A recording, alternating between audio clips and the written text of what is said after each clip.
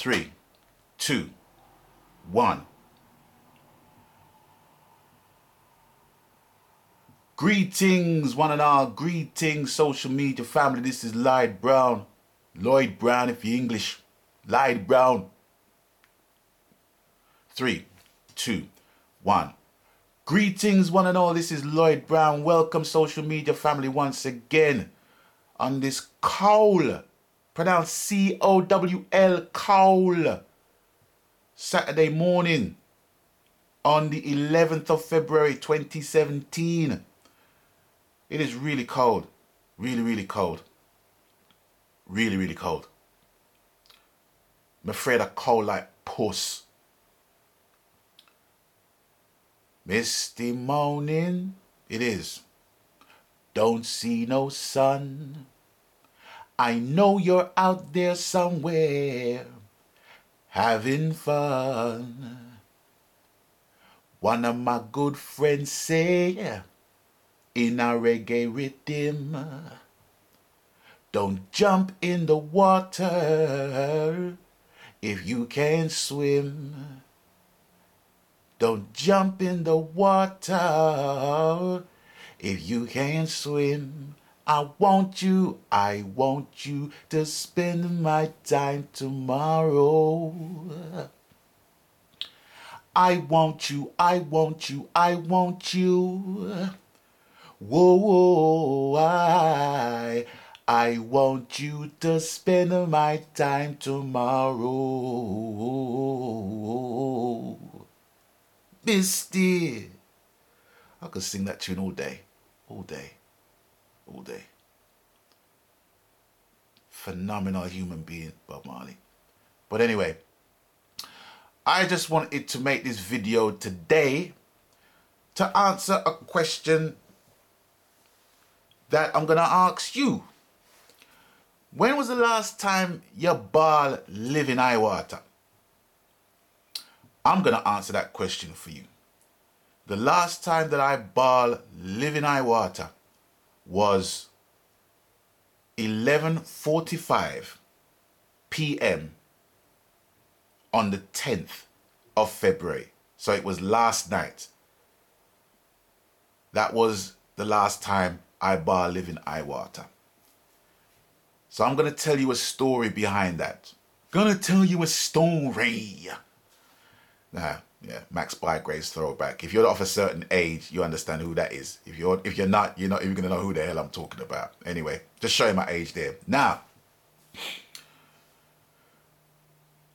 I hadn't started my album project simply because I wanted to more or less get Lynn's project done, sorted, up and running.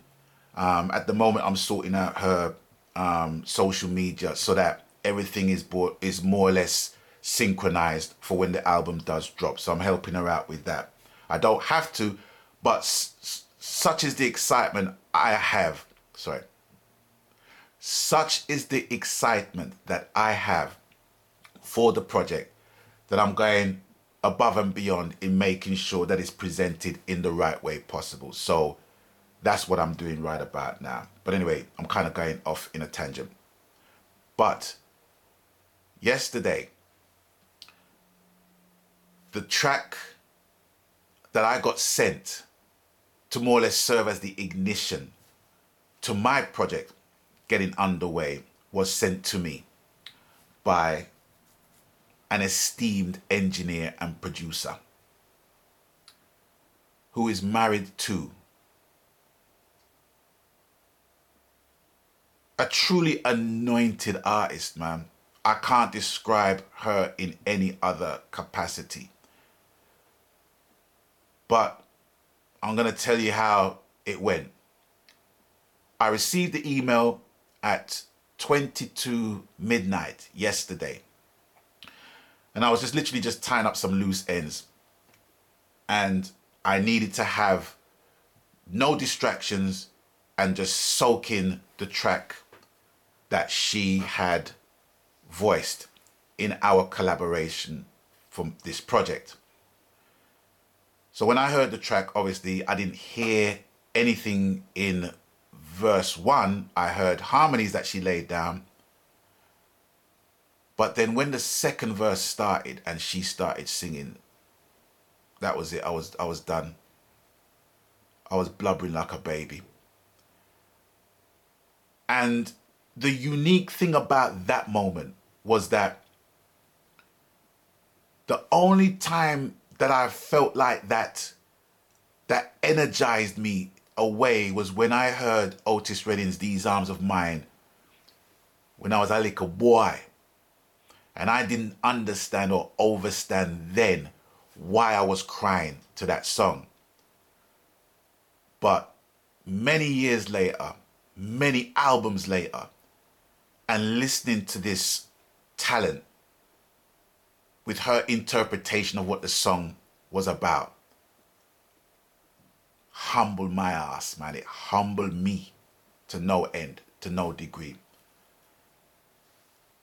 The artist, her name is Fiona Robinson Sterling, otherwise known as Fiona. After hearing the track and literally just putting it one side, because I couldn't hear it again, because I knew that if I had played it again, I'd be blubbering, and I just have to play it like 20 times just to get used to it and not be affected by that. But why should I? Why should I get used to, not so much get used to, but why should I be immune to shedding tears after hearing a track so many times? There's very few songs that can do that for me. Foreigner, I Want to Know What Love Is, has me blubbering, cry like a baby. Luther Vandross's Evergreen and The Impossible Dream. I think that was on his last album before he passed. When I hear those songs, it's like I'm just blubbering. I'm crying like a baby, Rasta. Saying I'm crying. And I don't mind tell you that. It's as simple as. But anyway, I'm still going into tangents. I don't know why I do that, but that's just me. But then after listening to Fiona, it just begged the question, how come Fiona isn't as big as she deserves to be? But then by the same token, I get asked that question a lot. And my response is that it's not about stardom for me. It's about a body of work that I hope will sustain long after I'm gone, long after you're gone, for future generations to take up and embrace and be influenced by, because that's what music has done to me on a professional capacity, in a professional capacity for 35 years now. And hearing the vocals that Fiona put down kind of taught me that I'm still learning. I'm still learning. I am still learning my craft. And that's the humility that she brought to the table. And that's what it's about. Learning your craft. I'm not disrespecting any other female vocalists out there. But I will say this for the record. There is some female vocalists out there who are very talented. Very good voices, very strong voices. But they make the wrong decisions as to who they work with, who produces their music. Because the music that they have around them does not embellish their vocals to its fullest potential. You know, but that's not to say that people can't grow or evolve from those mistakes. It's not something to be eternally damned for. But listening to Fiona's vocals on this collaboration, you know, don't take my word for it. When the album released, this year, you're going to hear that tune. And you're going to understand exactly what I'm talking about months down the line. Fiona, for me, and I will say this on record, and I don't business who the guy is, as Bob would say. Fiona, to me, ranks in the top five vocalists of her generation. I had the distinct pleasure in working with her on, I'll be right back.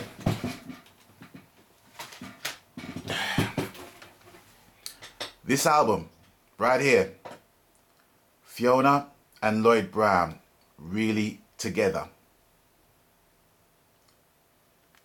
Now, in my last video, I was talking about Bitty McLean and master classes in production skills.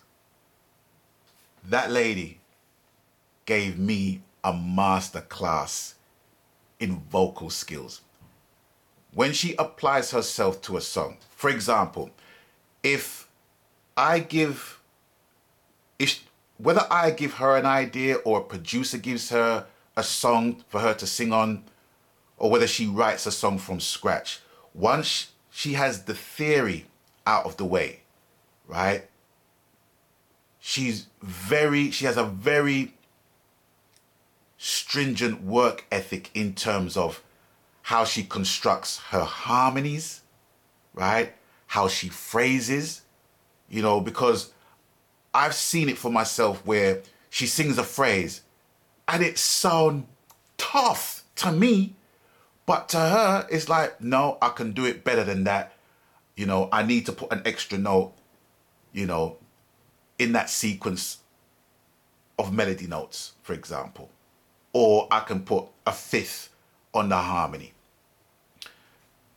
That is somebody knowing their craft.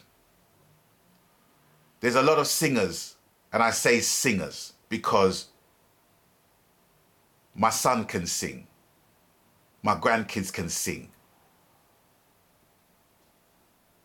Anyone can sing. In the shower, anyone can sing, but there's very few people that are vocalists. Real, true vocalists that hones their craft, hones their skills. Some are good vocalists and kind of lack in the songwriting department. And there are some good songwriters that lacks in the vocalist department. It's just the way you have to kind of balance the facets in your craft. So for me, experiencing, whether working with her in the studio or just hearing the track that she voiced for my album, they both have the same weight of experience that I don't see very regular. It's a once in a lifetime thing that you experience when you're in the presence of greatness. Honestly, too much people revel in their own greatness, and that's not a bad thing, because Nelson Mandela says, why should I deny myself of my greatness while others deny theirs? That came from Nelson Mandela himself. So I revel in my greatness. There are people who are very humble by nature and just gets the job done in terms of their craft and their vocation. And Fiona is one of those artists. And I love her to death, man. Phenomenal singer. She's truly anointed. And I'm saying for the record, Fiona, thank you so much. And thank her husband, Jason Sterling, for just making this thing happen and making this thing work. Right now, I'm frightened to play the song again because I know I'm just going to end up in a blubbering mess. But it's going to have to be done. So I got your message on WhatsApp. I will definitely send you the finished article for your listening ears, and hope to get 1 thumbs up, let alone 2. Because you get more than 2 thumbs up, you get 2 thumbs and 2 foot, and all the 2 of them up for that song. Absolutely phenomenal. So it's by way of thank you that I'm making this video today. And it's with that, I'm going to bid you guys adieu for now. Thanks for watching and thanks for stopping by.